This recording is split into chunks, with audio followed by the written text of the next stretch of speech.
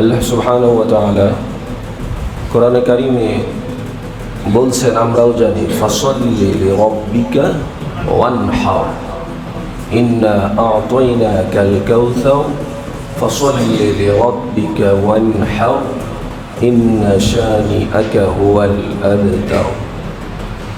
যে ফাসাল্লি, আপনি নামাজ পড়ুন, ওয়ানহার, কুরবানি করুন। কার জন্য? লিরাব্বিক, আপনার প্রভুর জন্য। নামাজ এবং কুরবানি উভয়টাই হবে আল্লাহর জন্য, অন্য কারোর জন্য না, দেখানোর জন্য না।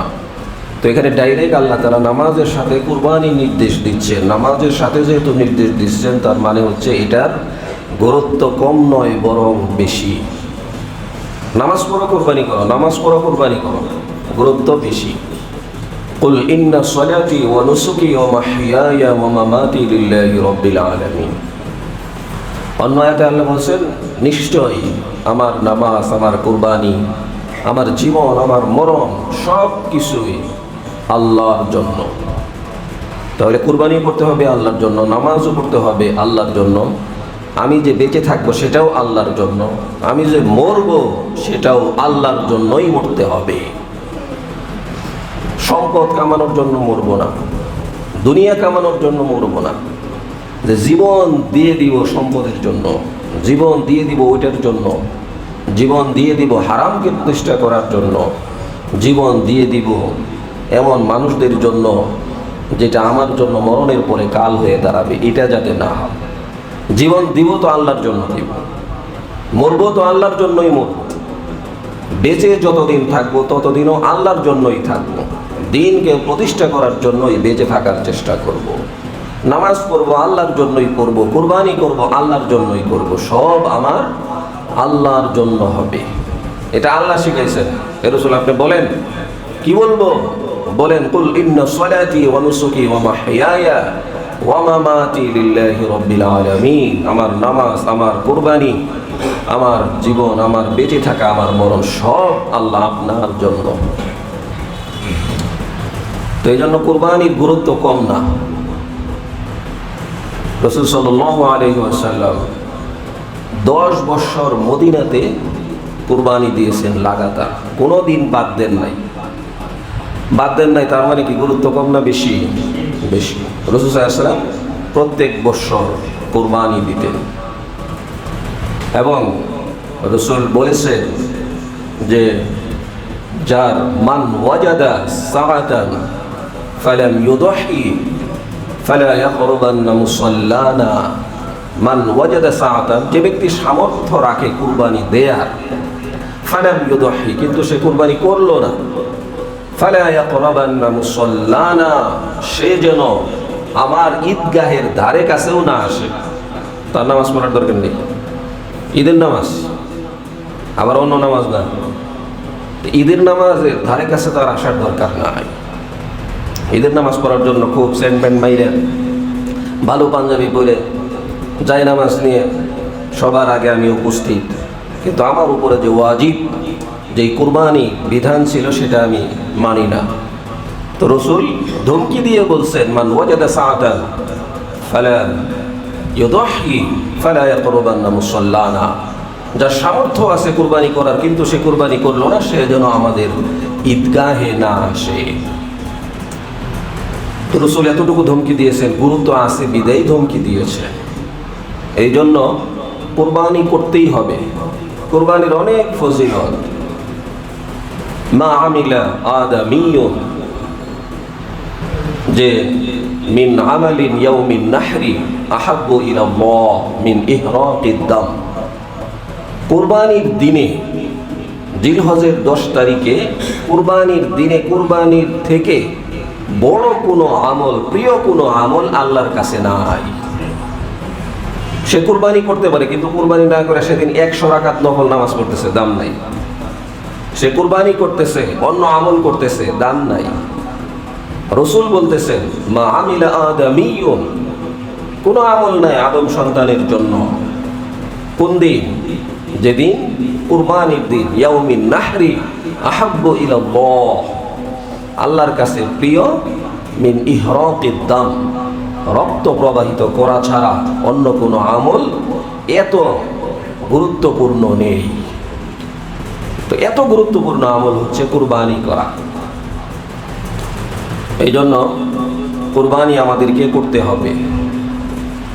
কুরবানির আরো ফজিলত, ইয়া রাসূলুল্লাহ মা হাযিহিল আদাহি, যে কুরবানি এটা কি? এটা তো রাসূল বলছেন ক্বালা সুন্নাতু আবিকুম ইব্রাহিম, এটা হচ্ছে আমাদের জাতির পিতা ইব্রাহিম আলাইহিস সালামের সুন্নাহ। কুরবানির যত আমল আছে, হজের অধিকাংশ আমল, কুরবানির অধিকাংশ আমল ইব্রাহিম আলাইহিস সালামের সুন্নাহ অনুযায়ী। এরপরে কি বলছেন রাসূল? সাহাবীরা জিজ্ঞেস করলেন ক্বালু ফামালানা ফিহা, এটার দ্বারা আমাদের ফজিলত কি? ক্বালা, রাসূল সাল্লাল্লাহু আলাইহি ওয়াসাল্লাম বলছেন লিকুল্লি শাআরাতুন হাসানাতুন, পশুর প্রত্যেকটা পশমের বিনিময়ে আল্লাহ তাআলা তোমাদের আমল নামায় সওয়াব লিখে দিবে। সাহাবীরা জিজ্ঞেস করছেন ভেড়া যদি দেই, ভেড়ার তো পশম বেশি। তো রাসূল বলছেন তাহলে ভেড়ার পশম অনুযায়ী তোমাদের আমল নামায় সওয়াব লিখে দেওয়া হবে। ভেড়ার পশম বেশি, ফেরেশতারা করতে পারবেন না, সওয়াব দিতে পারবেন না, এরকম না। তো ওই অনুযায়ী তোমাদের আমল নামায় সওয়াব লিখে দেওয়া হবে। তো রাসূল কি বলছেন যে ভেড়ার যে পশম, পশুর যে পশম, গরুর যে পশম, সেই পশম একটা একটা করে গুনলে যেই পরিমাণ হবে এই পরিমাণ সওয়াব বান্দার আমল নামায় লিখে দেওয়া হবে। ভেড়া, গরু, ছাগল এগুলির চামড়াতে কি পরিমাণ পশম থাকতে পারে? আমরা তো গরু দেখতে গিয়ে প্রথমেই জিজ্ঞেস করি যে দাম কত? তো 1 লাখ। গোশত কয় মন হবে? গোশত যদি 3 মন হয়, 4-5 মন হয়, তাহলে 1 লাখের দামের সাথে 750 টাকা করে যদি কেজি হয়, তাহলে এবার মিলে যেতেছে। তাহলে আমি আবার ঠকতাছি না নাকি? এটা জিজ্ঞেস করাই জায়েজ হবে না। তার মানে হলো গোশত খাওয়ার নিয়তের মধ্যে গড়বড়। দেখেন যে পশম কি পরিমাণ, এটা হিষ্টপিষ্ট আছে কিনা, সুন্দর আছে কিনা, সেইটা দেখেন। গোশত কয় কেজি এটা কই পাইলেন? অথচ কেউ এই কথা বলে নেই, ধারণাও তাদের মাথায় নাই। 1400 বছর আগে রাসূল এই হাদিস বলছে, সেই হাদিসের প্রতি আমল নাই। গোশত কয় কেজি এটা আগে জিজ্ঞা। অনলাইনে গরু বিক্রি করে লিখেই দেয় গরুর ওয়েট এত, মোবাইল বিক্রি করতে সময় যেরকম এটা সেটা সব লিখে দেয়। তো গরু বিক্রি করার সময় এখন গরুর কালার এই এতটুকু ওয়েট, অমুক জায়গার গরু, সব এগুলি লিখে দিচ্ছে। তো এই জন্য আমরা দেখবো যে গরুর পশম কি পরিমাণ আছে, এটা তো আর গোনা যাবে না। অর্থাৎ পশম মানে কি? এটা যাতে হিষ্টপিষ্ট হয়, বড়সড় হয়, সুন্দর হয়, এইভাবে গরু ক্রয় করা। আরেক হাদিসের মধ্যে রাসূল বলছেন যে গরুর প্রত্যেকটা ফুটা, রক্তের যে ফুটা আছে, সেই ফুটা পরিমাণ সওয়াব তোমাদের আমল নামায় লিখে দেওয়া হবে। কি পরিমাণ ফুটা? এমন গরুর শিং, গরুর মাংস, কোনো কিছুই আল্লাহর কাছে পৌঁছে না। আল্লাহর কাছে পৌঁছে বান্দার নিয়ত, লা ইয়ানালুল্লাহা লুহুমুহা ওয়ালা দিমাউহা ওয়ালাকিন ইয়ানালুহু তাকওয়া মিনকুম, যে তোমাদের হাড্ডি, গোশত, চামড়া কোনো কিছুই আল্লাহর কাছে পৌঁছে না। আল্লাহর কাছে পৌঁছে বান্দা কি জন্য কুরবানিটা করতেছে, নিয়ত। তো এগুলি হলো ফজিলত।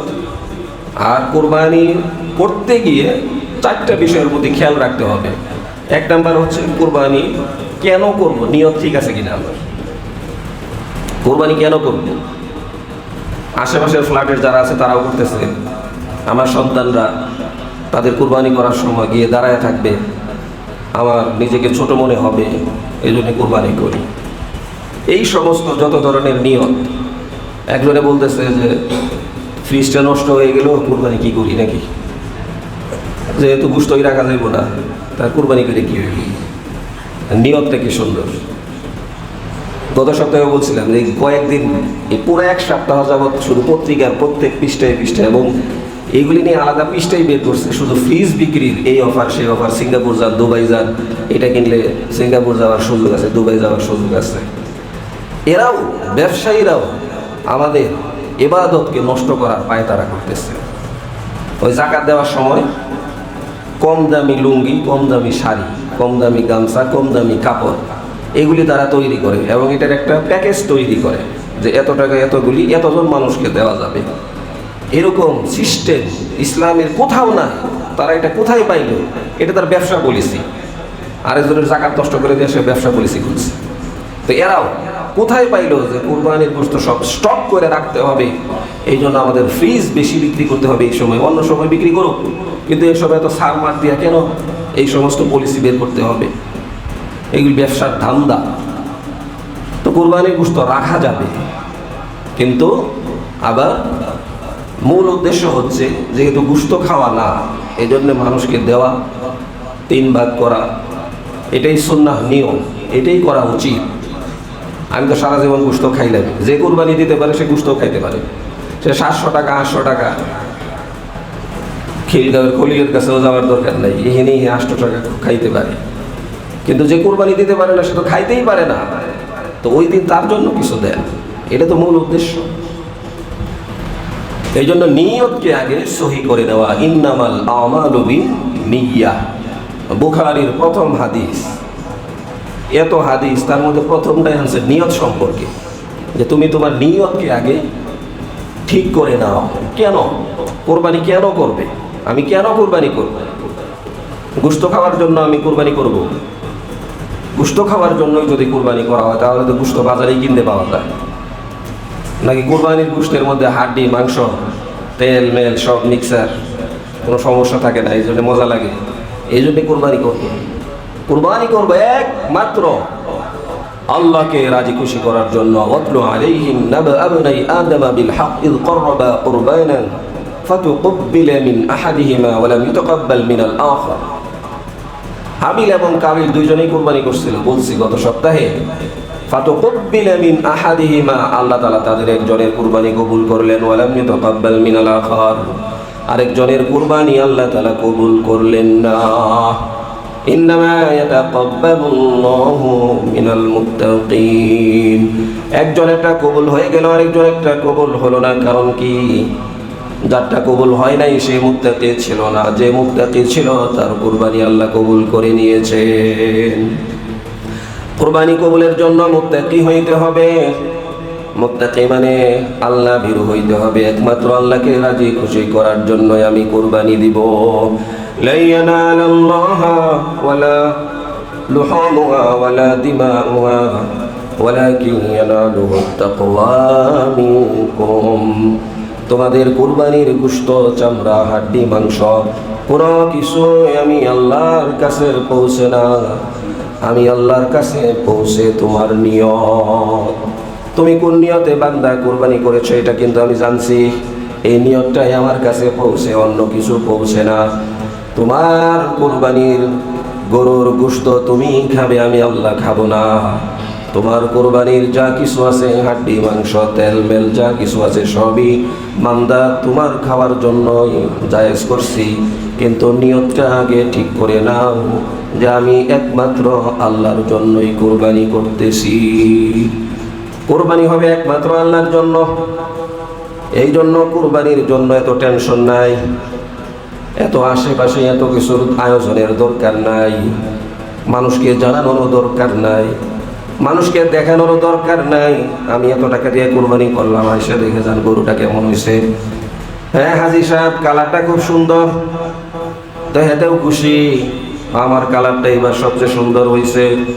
দেখতে কেমন? দেখতে আরো সুন্দর। ঠকছি না জিতছি? হ্যাঁ আপনি জিতছেন।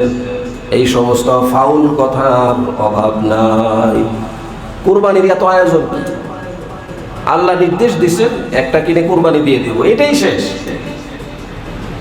এত ঢাকঢোল পিটানো, এত দেখানো, হোয়াটসঅ্যাপ করা, অমুককে দেখানো তমুককে দেখানো। এখন তো গরুর সাথে আবার সেলফি তুইলা ফেসবুকের মধ্যেও ছাইরা দেয়। গরু আরেক গরু সাথে, গরুর সাথে গরু হয়ে গেছে। এটি কি ফেসবুকে দেওয়ার জিনিস? গরুর সাথে ছবি উঠাইয়া দিলেই হইল। তো এই জন্য একমাত্র আল্লাহর জন্য কুরবানি দিতে হবে। ইন্নামাল আমালু বিন্নিয়াহ, নিয়তটা থাকবে আল্লাহকে রাজি খুশি করার জন্য। নিয়ত ছোট জিনিস না, নিয়ত হচ্ছে সবচেয়ে বড় জিনিস। রোজা 30টা, রোজা 30টা নিয়ত। নামাজের মধ্যে নিয়ত গুরুত্বপূর্ণ বিষয়। মুখে বলা এটা কোনো বিষয় না, না নাওয়াইতু আন উসাল্লি এটা বলার দরকার নাই। মুখে বলার দরকার নাই যে আমি জুমার নামাজ পড়তে আসছি, কিন্তু দিলের মধ্যে থাকতে হবে যে আমি জুমার নামাজ পড়ার জন্য এখানে আসছি। এই জন্য নিয়তের অনেক গুরুত্ব রয়েছে। বুখারীর প্রথম হাদিস এই জন্য এটাকে আনা হয়েছে যে ব্যক্তির নিয়তের মধ্যে গড়বড়, নিয়ত ঠিক না থাকার কারণে দেখা যাবে অনেক মানুষ কোটি কোটি টাকা দান করছে মানুষকে দেখানোর জন্য, আর এই দানের কোনো ফায়দাই সে পাবে না নিয়তের কারণে। এই জন্য নিয়তটা থাকতে হবে। 1 নাম্বার, বিল্ডিং এর জানালা কাটছেন, কেন কাটছেন? যেই সাইড দিয়ে জানালা দিয়ে মুয়াজ্জিনের সুমধুর আজানের ধ্বনি, আজানের সুর শুনে আমি মসজিদে গিয়ে নামাজ পড়বো, এই জন্য আমি এদিকে জানালাটা কাটছি। এই নিয়ত করার কারণে এই জানালা দিয়ে আলো বন্ধ থাকবে না, বাতাসও আসা বন্ধ থাকবে না, আলো আসবে, বাতাসও আসবে। নিয়তটা সুন্দর হওয়ার কারণে আমি সওয়াবের অধিকারী হয়ে গেলাম। শুধু নিয়ত। আবার যদি থাকে এই সাইডে আলো বাতাস পাবো, আজানও কিন্তু আসবে, কিন্তু নিয়ত না করার কারণে ওই সওয়াব সে আর পাবে না। এই জন্য নিয়ত, যে কোনো কাজের শুরুতেই নিয়তকে আগে সহি করে নিতে হবে। আমি আমার দিলকে জিজ্ঞায়, অন্তরকে জিজ্ঞেস করি, কিরে দিল, কিরে অন্তর, কেন গরু কিনতে যাস, কেন কোরবানি দিবি? আমার অন্তর যাতে বলে একমাত্র আল্লাহকে রাজি খুশি করার জন্য আমি কুরবানি দিব। ইন্না সালাতি ওয়া নুসুকি ওয়া মাহইয়ায়া ওয়া মামাতি লিল্লাহি রাব্বিল আলামিন। হে নবী, আপনি বলেন আপনার নামাজ, আপনার কুরবানি, আপনার জীবন, আপনার মরণ সবকিছুই আল্লাহর জন্য। কুরবানি দিতে হবে একমাত্র আল্লাহকে রাজি খুশি করার জন্য। অন্য কাউকে রাজি খুশি করার জন্য কুরবানি দেওয়া যাবে না। এই জন্য নিয়তকে আগে সহি করি। নিয়ত সহি যে একমাত্র আল্লাহকে রাজি খুশি করার জন্য। কুরবানি তো দিব আল্লাহর জন্যই, কিন্তু আল্লাহ কি গোশত খাবেন? খাবেন না। হাবিল এবং কাবিল কুরবানি দিছে, আকাশ থেকে আগুন এসে তাদের কুরবানির সরঞ্জামাদি, তাদের কুরবানির পশু পুড়িয়ে ছারখার করে দিছে। আমরা গরু কিনি, আবার নিজেরাই খাই, কিন্তু নিয়তটা হবে আল্লাহর জন্য। যদি ওই হুকুম বলবৎ থাকতো, গরু কিনো, অমুক জায়গায় রাখো, আকাশ থেকে আগুন আসবে আর পুড়িয়ে ছাই ছাই করে দিবে, তাহলে উপায় কি হইতো? এই সিস্টেম তো আল্লাহ করে দেয়। কত দয়া করছেন এই উম্মতের জন্য। অন্যান্য উম্মতের উপরে সকল হুকুম আহকাম কঠিন ছিল, রোজা অনেক কঠিন ছিল, এই উম্মতের উপরে রোজাকেও সহজ করছে। কুরবানি অনেক কঠিন ছিল, কুরবানিকেও আল্লাহ তাআলা এই উম্মতের জন্য সহজ করে দিয়েছেন। অন্যান্য উম্মতরা রাত্রিবেলায় গুনাহ করলে, মদ খাইলে কপালের মধ্যে লেখা উঠতো, সকালে ডিজিটাল ব্যানারে লেখা উঠতো, ওই যে এখন যে ডিজিটাল লেখা উঠে, কপালের মধ্যে লেখা উঠতো আজকে রাত্রে মদ খাইছে, আজকে রাত্রে এটা জিনা করছে। উপায় কি? শরীরে যদি কোনো নাপাক লাগতো, সাথে সাথে ওইটা কাইটা ফেলতে হইতো, ধুইলেও হইতো না। কিন্তু এই উম্মতের জন্য রাসূলের দোহাইয়ে আল্লাহ তাআলা আমাদের সকল বিধানকেই সহজ করে দিয়েছেন। কত সহজ! রাত্রে মদ খায়, জিনা করে, ব্যভিচার করে, ফজরের সময় ফ্রেশ মানুষ, মুসল্লি হিসেবেই সবাই আমরা তাকে ধরে নেই। তার কারণ হচ্ছে আল্লাহ তার কপালে, তার পিঠে কিছু লেখা দেন নাই, গোপন রাখছেন। এটা রাসূলের উসিলা। সব কিছুই আল্লাহ তাআলা এই উম্মতের জন্য সহজ করে দিয়েছেন। এমনি ভাবে কুরবানিকেও আল্লাহ তাআলা এই উম্মতের জন্য সহজ করে দিয়েছেন। এই জন্য নিয়ত হবে আল্লাহকে রাজি খুশি করাই। আমার ছেলে বলছে এটাই কুরবানি দিতে হবে না, আমার মেয়ে বলছে এটাই কুরবানি দিতে হবে না, অমুকে বলছে, এই বলছে, সেই বলছে, অমুকে দেখানোর জন্য, তমুককে দেখানোর জন্য। এত আয়োজনের দরকার নাই। কুরবানি করবো আল্লাহর জন্য, এত কিসের আয়োজন, এত ঢাকঢোল পিটানো, এত আয়োজন? কোরবানির পশুর গলায় মালা ঝোলানো, আরো কত কাহিনী। এখন তো এই যে ইউটিউবারদের কারণে এক এক গরুর এক এক নাম আবার রাখছে। ডিপজল গরু, সাকিব খান গরু, কিছুক্ষণ আগে দেখলাম এক গরুর নাম রাখছে তাহেরি। তো সাংবাদিক জিজ্ঞেস করলো কারণ কি তাহেরি রাখার কারণ কি? কয় এই গরুটা একটু পাগলা টাইপের, তাহেরি যেহেতু পাগলামি করে, এটাও যেহেতু পাগলামি করে, এই জন্য এটার নাম তাহেরি রাইখা দিছি। এইগুলি কোনো কথা হইল? এই সমস্ত কাজ করা যাবে না। গরু কোরবানি করতে হবে একমাত্র আল্লাহকে রাজি খুশি করার জন্য। আবার অনেক খামারিরা আছেন, মহিলা খামারি, পুরুষ খামারি, বিশাল গরু তৈরি করছেন, যে গরুর দাম 10 লাখ 20 লাখ টাকা চায়। এইবার বিভিন্ন জনের কাছে বলতে থাকে, অনুরোধ করতে থাকে, এত কষ্ট করে গরুটা লালন পালন করছি, যদি 20 লাখ বিক্রি না করতে পারি তাহলে কেমন হয়? এরপরে আবার কান্নাকাটি করে নানান কাহিনী। যেটার মূল্য যা সেটা দিয়ে সে নিবে। তুমি এটাকে বড় সড়ো করছো, এই জন্য 10 লাখ টাকা বেশি দিয়ে তোমারটা নিতে হবে। মানে কি যে একটা পরিস্থিতি আমাদের দেশে, ইসলামিক জ্ঞান না থাকার কারণে। ওইরকম 20 লাখ কেন, এরকম 10টা দেন, এক এক এলাকায় আপনি কোরবানি দেন, গরিব এলাকাতে। আবার অনেকে আছে যে গরিব জায়গায় যদি টাকা বিলিয়ে দেওয়া যায় কোরবানি না দিয়ে, তাহলে কেমন হয়? আপনারটা আপনি এখানে ছাগল দেন, আপনার তো গোশত খাবার দরকার নেই। আপনি বাসায় একটা ছাগল দেন, ছাগল দিয়ে উত্তরাঞ্চলে একটা, দক্ষিণাঞ্চলে একটা, বিভিন্ন জায়গায় 10 লাখ 1 লাখ টাকার গরু কুরবানি দিয়ে দেন, সেখানে মানুষ খাইবে, সমস্যা কি? কিন্তু তা করবে না, যাতে কুরবানি না দেয় এই সমস্ত কথা তাদের। এই জন্য কুরবানি দিতেই হবে, কুরবানি থেকে পিছপা হওয়া যাবে না। তো বলতেছিলাম যে কুরবানির জন্য প্রথম শর্ত নিয়ত। নিয়তকে আগে পাকাপুক্ত করেন। বাকি কুরবানি দিলে নিয়তে ঝামেলা হয়। এই জন্য সবচেয়ে সুন্দর হচ্ছে ছোট হইলেও আপনি খাসি দিয়ে দেন, একা কোরবানি দেওয়া সবচেয়ে বেস্ট। আর যদি এটা সম্ভব না হয় তাহলে ভাগ অংশীদারিত্বে গ্রহণ করা। তো অংশীদারিত্বের মধ্যে নিয়ত 7 জন, 7টা ভাগ 7টা নিয়ত। এই জন্য আপনাকে দেখতে হবে যে কাদেরকে নিয়ে আমি কুরবানিটা করব, তাদের নিয়ত ঠিক আছে কিনা। এখন নিয়ত ঠিক আছে কিনা এটা আপনি জানবেন কেমনি? এটা তো এর মনের কথা। ওই যে একজন বলছে যে ফিরিজটা নষ্ট কুরবানি কি দিই, তাহলে তো এর নিয়ত কোনটা? তো এরকম যদি 7 জনের সাথে 1 জনের থাকে, তাহলে হের কুরবানিও তো গেছে, সাথে সাথে 6 জনের কুরবানিও গেছে।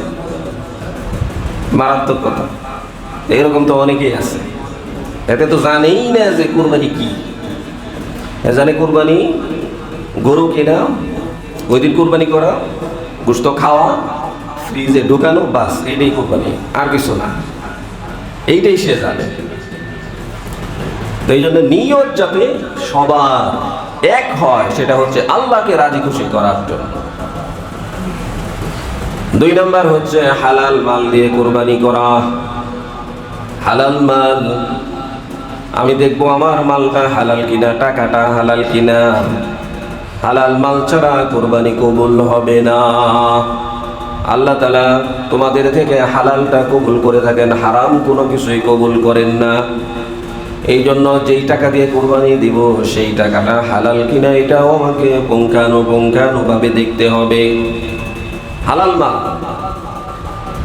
এখন হালাল মাল এটা হচ্ছে সবচেয়ে গুরুত্বপূর্ণ বিষয়। রাসূল সাল্লাল্লাহু আলাইহি ওয়াসাল্লাম বলেন মুসাফিরের দোয়া কবুল।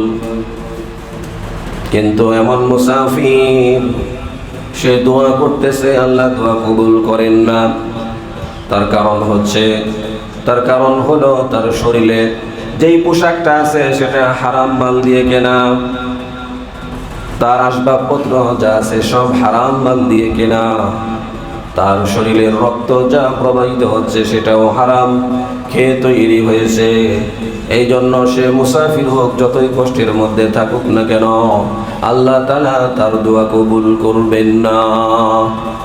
আজকে আমাদের অধিকাংশ মানুষের দোয়া কবুল না, তার কারণ হচ্ছে হালাল মাল নাই, হারাম মাল দিয়ে শরীর গড়া, হারাম মাল দিয়ে আমার শরীরে রক্ত তৈরি হয়েছে।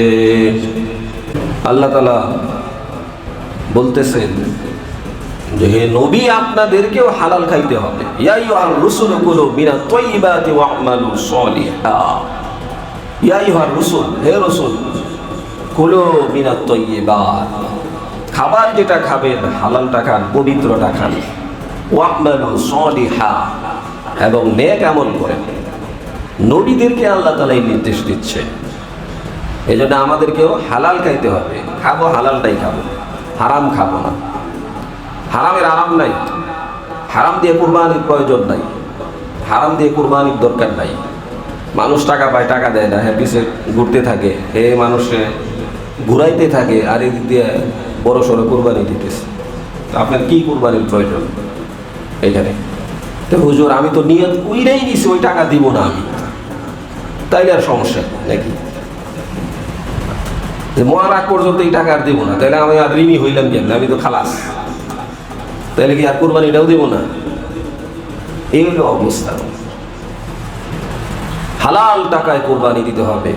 তো কুরবানি দিতে গিয়ে দুইটা জিনিস কথা বললাম। এক নাম্বার হচ্ছে নিয়ত, দুই নাম্বার হচ্ছে হালাল টাকায় কুরবানি দিতে হবে। হারাম দিয়ে কুরবানি দেওয়া যাবে না। সুদের টাকা, ঘুষের টাকা, দুর্নীতির টাকা, অমুকের কাছ থেকে জোর করে টাকা নিয়ে কুরবানি দেওয়া, এই সমস্ত এগুলি কুরবানির খালি গোশত খাওয়া ছাড়া আর কোনো ফায়দা নাই। আর এই গোশত খালি তো উপকারও নাই। এই গোশত খায় যে রক্ত হবে, যে মাংস হবে, এগুলির ক্রিয়া যতদিন শরীরে থাকবে ততদিন একটা তাহাজ্জুদ, একটা নামাজও কবুল হবে না। আপনি যতই তাহাজ্জুদ করেন, রাত্রিতে এত কষ্ট করে উঠছেন, তাহাজ্জুদ করবেন, কিন্তু যেই বিল্ডিং এর মধ্যে সেজদা দিবেন ফ্লোরটা হচ্ছে হারাম টাকায় কেনা, জায়নামাজটা হারাম টাকায় কেনা, আরেকজনের জায়গা দখল করে পরে বিল্ডিং করছেন, ওই বিল্ডিং এর পিলারের নিচে হাজারো মানুষের কান্না জড়িত আছে। এত মানুষের কান্নার উপর দিয়ে আপনার ইবাদত, আপনার দোয়া আল্লাহ কবুল করে নেবেন, এটা কোনোদিনও কোনোভাবেই হতে পারে না। এটা হইতে পারে না। এই জন্য হালাল টাকায় কুরবানি দিতে হবে। ছোট দিব তারপরেও হালাল। শরীকে কুরবানি দিতে গেলে এটাও একটা ঝামেলা। আমারটা না হয় হালাল, আরেকজনেরটা হালাল কিনা এটা আমি জানবো কেমনে? এই জন্য নিজেদের মধ্যে আলাপচারিতা করে নিন। ভাই, এটা শরমের বিষয় না, লজ্জার বিষয় না। আজকে অন্যায় কাজ করতে গেলে, সেখানে বলতে গেলে কোনো শরম নাই, কিন্তু শরীয়তের কথা বলতে গেলে যত আমাদের শরম লাগে। এই বয়সে কোরআন শিখবো, শরম লাগে। এই বয়সে মাসালা জিজ্ঞেস করবো, শরম লাগে। এই বয়সে শরীয়তের কথা বলবো, শরম লাগে। কিভাবে জিজ্ঞেস করি হালাল না হারাম, শরম লাগে। অথচ আপনার 50,000, 1 লাখ টাকার অংশীদারিত্বের কুরবানি সম্পূর্ণ নষ্ট হয়ে যাচ্ছে, সেই দিকে ভ্রুক্ষেপ নাই। এই জন্য হালাল টাকায় কুরবানি করতে হবে। 1 নাম্বার খেয়াল করতে হবে আমার নিয়তটা কি। 2 নাম্বার হচ্ছে হালাল টাকায় কুরবানি হচ্ছে কিনা। সুদে টাকা নিয়ে তারপরেও কুরবানি নাকি? এটা লাভ আছে কোনো? এই কুরবানি কোনো লাভ, কোনো দরকার নেই। 3 নাম্বার হচ্ছে শরীয়ত যেভাবে কুরবানি করতে বলছে এভাবে কুরবানি করতে হবে। আমার ইচ্ছা অনুযায়ী কুরবানি করলেই হবে না। শরীয়ত যেমনি বলছে এমনি কুরবানি করতে হবে। শরীয়ত কিভাবে বলছে? শরীয়ত বলছে গরু কিনো, খাসি কিনো, উট কিনো, দম্বা কিনো, ভেড়া কিনো, এই সমস্ত পশু দিয়ে কুরবানি করা লাগবে। অন্য কোনো পশু দিয়ে কুরবানি করলে পশু কুরবানি হবে না। কি সিস্টেমে করতে বলছে সেই সিস্টেমেই করতে হবে। এগুলোর ভাগ বন্টনা কিভাবে হবে সেটা সেভাবেই করতে হবে। আমি আমার ইচ্ছা মতো করবো তাহলে কুরবানি হবে না। এই জন্য একটু যে যত মাসালা আছে শরীয়ত অনুযায়ী সমস্ত মাসালাকে সামনে রেখে তার মানে কুরবানি করতে হবে। অর্থাৎ শরীয়ত যেভাবে বলছে, শরীয়ত কেমনে বলছে সেভাবে। আরেকটা বিষয় হচ্ছে যে কুরবানি আসলে আমাদের কাদের উপরে কারা করবে? যেমন যাকাত কে দিবে? যাদের কাছে 7.5 ভরি স্বর্ণ আছে, কাদের উপরে জাকাত, কাদের উপরে কুরবানি, এই জিনিসটাই আমাদের অনেকের মাথায় বুঝেই আসে না। 7.5 ভরি স্বর্ণ যার কাছে আছে, টাকা নাই, 1 টাকাও নেই, 7.5 ভরি স্বর্ণ যার কাছে আছে, রূপা নাই, টাকা নাই, কিচ্ছু নাই, তাহলে তার উপরে কুরবানি ওয়াজিব। টাকা তো নাই, গরু কিনবো থেকে? গরু কিনবে 7.5 ভরি থেকে আধা ভরি বিক্রি করবে, বা 1 ভরি বিক্রি করবে। 1 ভরি বিক্রি করলে 1 লাখ টাকা, ওই 1 লাখ টাকা দিয়ে গরু কিনবে। এখন কথা হইলো, হুজুর সোনা বিক্রি করে কুরবানি দিব, এটা একটা কথা হইল? ওই যে সে তো আর ইসলামী বিধান মানে না, হে হলে এর মন মতো চলবে। ইসলাম কি বলে এটা তো তার দরকার নাই। হ্যাঁ, আপনি সোনা বিক্রি করেই কোরবানি দিবেন। জাকাতের বিষয়ে একই কথা। কারো কাছে যদি 7.5 ভরি স্বর্ণ থাকে এবং এটা 1 বছর থাকে, তাহলে তার উপরে জাকাত দেওয়া ফরজ। কোন মহিলার কাছে 7.5 ভরি স্বর্ণ আছে কিন্তু 1 টাকাও নাই, কিন্তু জাকাত তো দিতে হবে প্রায় 7.5 ভরি স্বর্ণের দাম 7 লাখ, 7.5 লাখ টাকা, 7.5 লাখ টাকা। তো এখন প্রতি লাখে দিতে হবে 2,500। 2,500 দিলে 2 লাখে হলো 5,000, 4 লাখে হলো 10,000, প্রায় 15,000 টাকার মতো জাকাত দিতে হচ্ছে। কই থেকে দিবে? তার কাছে 1 টাকাও নাই। তাহলে ওই আধা ভরি বিক্রি করবে, বিক্রি করে তারপরে সে জাকাত দিবে। এই মাসালা মহিলারা মানতে রাজি? সোনা বেচে জাকাত দিব, কোন হুজুর কইছে এটা? এটা একটা কথা হইল? সোনা কি হুজুর দিয়া গেছে এই মাসালা যে দিল? এই সমস্ত নানান তাল বাহানার কথা, উল্টা পাল্টা কথা। তো আর যার কাছে 7.5 ভরি স্বর্ণ আছে কিন্তু 1 বছর হয় নাই, এই 3 দিন, তাহলে তার উপরে জাকাত দিতে হবে, এই কুরবানি দিতে হবে। এই 3 দিন আছে, 10, 11, 12, 13।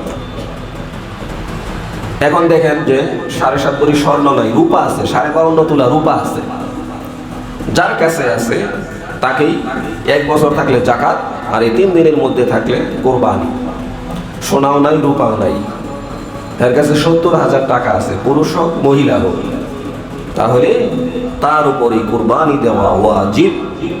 আর যদি 1 বছর থাকে এই টাকা, তাহলে জাকাত দেওয়া ফরজ। এখন আছে এই 70,000 টাকা, এটা যদি আমি জাকাত দিই, কোরবানি দিই, তাহলে খাবো কি, থাকবো কি, সেই চিন্তা পরে খাইবেন কি, থাকবেন কি, আগে চিন্তা করলাম আপনি বাঁচবেন কি না। এটা হলো প্রথম কথা। খাইবেন কি, থাকবেন কি মানে কি? শরীয়তের কাট কথা, কাটসাট কথা। এরপরে দেখা গেল যে তার কাছে 70,000 টাকা নাই, আধা ভরি স্বর্ণ আছে, 30 তোলা রূপা আছে। 30 ভরি রূপা যদি থাকে, ধরলাম 30,000 টাকা, আর আধা ভরি স্বর্ণের দাম 50,000 টাকা। এই দুইটা মিলে যদি 70,000-এর উপরে হয়, তাহলেও না। এখন যদি নগদ টাকা থাকে, 5,000 টাকা তার কাছে আছে নগদ, এটা মহিলা হোক পুরুষ হোক, যার কাছে 5,000 টাকা নগদ আছে, 10,000 টাকা নগদ আছে, এর সাথে কিছু রূপা আছে, কিছু সোনা আছে, এটা মিলা যদি 70,000 টাকার পরিমাণ হয়, এটা যদি 1 বছর থাকে, তাহলে এই লোক, এই মহিলা, এই পুরুষের উপরে জাকাত দেওয়া ফরজ। আর কুরবানির 3 দিন থাকলে কুরবানি করা ওয়াজিব। তাহলে এখন দেখেন যে কার উপরে কুরবানি ওয়াজিব না? সবার উপরেই কুরবানি ওয়াজিব, এমনকি মহিলাদের উপরেও কুরবানি ওয়াজিব। কিন্তু আমরা অনেকেই কুরবানি দেই না। দেখা যায় ছেলে বিদেশ থাকে, তো হে টাকা পাঠায়, 30,000 টাকা পাঠাইছে, বাপে ইনকাম করে, কিন্তু কুরবানি দেয় 1 ভাগ। অথবা দুই ছেলে মিলে 10,000 দিছে বাপের কাছে, 20,000 হয়েছে। 20,000 হওয়ার পরে 7 জনের সাথে 1 ভাগ নিচ্ছে, অথচ কুরবানি ওয়াজিব হয়েছে 3 জনের উপরে, কিন্তু সে 1 ভাগ নিয়ে কাম সারা। তো এই জন্য অনেকেই আমরা এই কুরবানি এইভাবে মিস করতেছি, দিচ্ছি না। অথচ একটা ওয়াজিব বিধান এই কুরবানি দেওয়া। এবং মহিলাদের উপরেও কুরবানি ওয়াজিব, মহিলাদের উপরেও কুরবানি ওয়াজিব। অনেক মহিলা এটা মাথায় আনে না যে মহিলাদের উপরে আবার কুরবানি ওয়াজিব হয় কেমনে। মহিলাদের উপরে শুধু আল্লাহ একটা ইবাদত দিয়েছেন, রোজা আর নামাজ, এই দুইটা তারা করতে রাজি আছে। পর্দাটা ভাল লাগে না, কুরবানি হয় কেমনে, জাকাতি হয় কেমনে, এই হলো অবস্থা। এটা আমাদেরকে বুঝাইতে হবে যে দেখো তোমার কাছে কিছু টাকা আছে কিনা। বউ যদি বলে যে 10,000 টাকা আছে, তাই সোনা কিছু আসেনি, হ্যাঁ আছে, তাইলে তার উপরেও কুরবানি দেওয়া ওয়াজিব হয়ে গেছে, এটা বুঝাইতে হবে। তাহলে আপনার বাসার মহিলা, আপনার বাসার ছেলের বউ, আপনার বাসার মেয়ে, আপনার ছেলে, আপনার নিজের 4-5 জনের উপরে কুরবানি ওয়াজিব, সে 7 ভাগে 1 ভাগ কুরবানি দেয়। এই জন্যে এই বিষয়গুলি আমাদেরকে বুঝতে হবে যে কাদের উপরে কুরবানি ওয়াজিব। কুরবানি যাদের উপরে ওয়াজিব অবশ্যই আমাদেরকে কুরবানি করতে হবে। আলহামদুলিল্লাহ আমরা তো কুরবানি করবই, তো এখন থেকেই দেখে শুনে পশু কেনার চিন্তা ভাবনা করি এবং কুরবানির নিয়ত আগে থেকে সহি করে নেই যে আমি কুরবানি করব, এবং নিয়ত করে নেই যে এখানে যেহেতু মাদ্রাসা আছে, চামড়ার বিষয়টা সামনে আসবে, আরও এই বিষয়টাও আমরা খেয়াল রাখবো। চামড়া কয় টাকা দাম, এইটা দিতে আর এইটা আনতে হুজুর করে চান বাইরে হয়ে যায়। আপনি একটু চিন্তা করেন যে কোনো হুজুর চামড়া কালেকশন করলো না, আপনার উপায় কি? এটা খবর আছে? এই 1 বছর চামড়া কালেকশন করে নেই, ফোনের উপরে ফোন যে হুজুর চামড়া করবো কি এখন, এটা ট্যানারিতে নিয়ে যান। তো ট্যানারিতে নিতে গেলে 500 টাকা সিএনজি, আবার আসতে 500 টাকা, 1000 টাকা আমার খরচ। তো রাইখা দেন, ওটা রাখে দিলে তো গন্ধ ছুটবে। তা আপনার যে কত বড় উপকার করতেছে হুজুররা, সেই দিকে তো আপনার খেয়াল নাই। কুরবানি দেওয়ার পরে হের কাছে চামড়ার জন্য দাঁড়ায় থাকলে তাকায় না যে হুজুর এসে নাকি আইসে, তাকাইলেও তো সমস্যা। মানে এই 200 টাকার চামড়া নিয়ে তার ভাব কি, আশ্চর্য অবস্থা। চামড়া কি করবে, নিজে খাইবেন? এটা তো দিতেই হবে, এটা গরিবের হক। এখানে যারা আছে চামড়া কালেকশন করতেছে, হুজুররা আছে, হুজুররাও নিজেদের এলাকাতে কুরবানি দিতেছে, তারপরেও আপনার মাদ্রাসার জন্য, আপনার এলাকার মাদ্রাসার জন্য তারা নিজেদের আত্মীয়তার সকল অধিকারকে ক্ষুণ্ণ করে তারা এখানে থেকে আপনার মাদ্রাসার জন্য কুরবানির চামড়া কালেকশন করতেছেন, আর আপনার গায়েই লাগে না।